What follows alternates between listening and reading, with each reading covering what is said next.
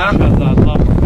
او دې باره کې خو زه څه نه یم مخکې، خو بهر کې په دا د بزرګانو د مرګ نه پس هم یو قسم له کرامات دي چې کومه خوشبو راځي نو زه خو یم دغه دنیا خوشبو نه ده یار. مفتي صاحب خواله رالو خو په داسې حالت کې رالو چې مفتي صاحب د خاورو څادر اچولی دی. قبر چې تاسو ته ښکاري که نه جناب د خاموش چې پروت دی خاموش، ده به محفلونه ړقول، محفلونه دا پوره دنیا به یې ړقوله. دې له داسې اواز ورکړی و الله جل شانه. خو نن کو ګورئ جي مفتي صاحب آخري ارامګاه په یو ځای کې لیکلي وو په قبر که نه، وایي داسې زه وم لکه ته چې څنګه یې او داسې به ته شې لکه زه چې څنګه یم. مفتي صاحب ملاقات له خو رالو، خو مفتي صاحب بس پروت دی، اوده دی.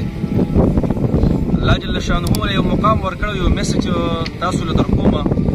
ماشاءالله ما ته خو ملګرو وموې چې دا خبره تاسو مه کوئ، خو بهر کې به دا کومه خوشبو چې محسوسېږي، کومه خوشبو که نه، نو دې باره کې خو زه څه نه یم مخکې، خو بهر کې به دا د بزرګانو د مرګ نه پس هم یو قسم له کرامات دي چې کومه خوشبو راځي نو زه خو یم دغه دنیا خوشبو نه ده یار.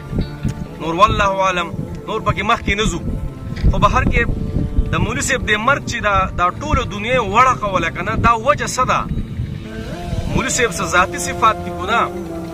مولوي صاحب سره څه داسې خبره راغلې وه چې دا پوره دنیا اکو نارینه دي، کو زنانه دي، کو ماشومانان دي، ټوله یې وړقوله. وجه پکې څه ده؟ بھائی هغه علم دی، علم. او هغه پښتو کې یو خبره هم ده که نه، وایي داسې مړ شه چې دا ټوله دنیا وړقې. نو مفتي صاحب ته خو رانه لاړې، خو دا ټوله دنیا دې په یو عجیبه غم باندې اخته کړه. هر ځای کې ستا اواز دی، هر ځای کې ستا خبرې اترې دي. نو جناب مفتي صاحب لاړې، په هغه نوم یې پاتې شو، هغه خدمات یې پاتې شو.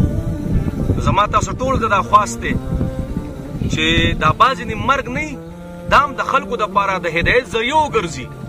ډېر داسې بزرګان تلي دنیا نه چې په جنازو کې خلک شریک شوی دی، الله هغوی ته ایمان نصیب کړی.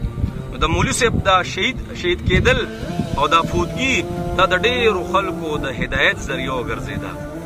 خو بس اوس کو ډېر ووایو چې توجه توجه جناب، دا اواز به بیا زموږ په جمدهي نصیب نه شي.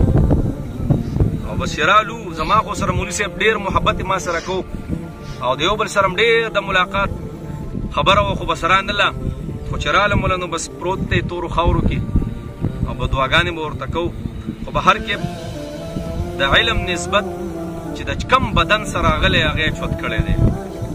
مفتي صاحب الله جل شانه له دا مقام په څه ورکړو؟ دا په علم باندې الله جل شانه ورکړو. زما ټولو ته دا خواست دی چې د دې علماو موږ په دې څومره خفه یو، هر یو خفه دی. خو جناب آیا د مفتي صاحب مونږ په جمدانه باندې دومره عزت کړی دی که نه؟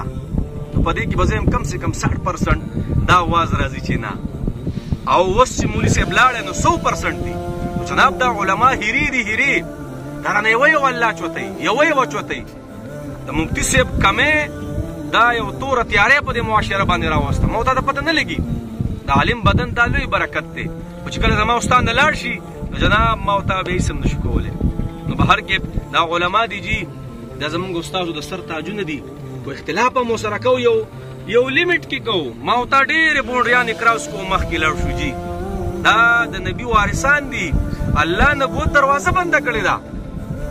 نو اعوذ بالله د الله په خزانو کې د انبیاو کمی رالی نه، دې علماو ته درس پرېښي دي. او نن سبا ما ورته راځو که نه، او ډېرې هسې بدې ردې خبرې اترې، خو بهر کې الله دې موږ معاف کړي. د مفتي صاحب ډېر عجیبه خوشبو ده، بهر کې هېڅ نه شو ویلی او هېڅ نه شو ویلی، خو الله دې ټولو ته کامل مغفرت نصیب کړي او د مفتي صاحب درجات یې الله جل شانه بلند کړي.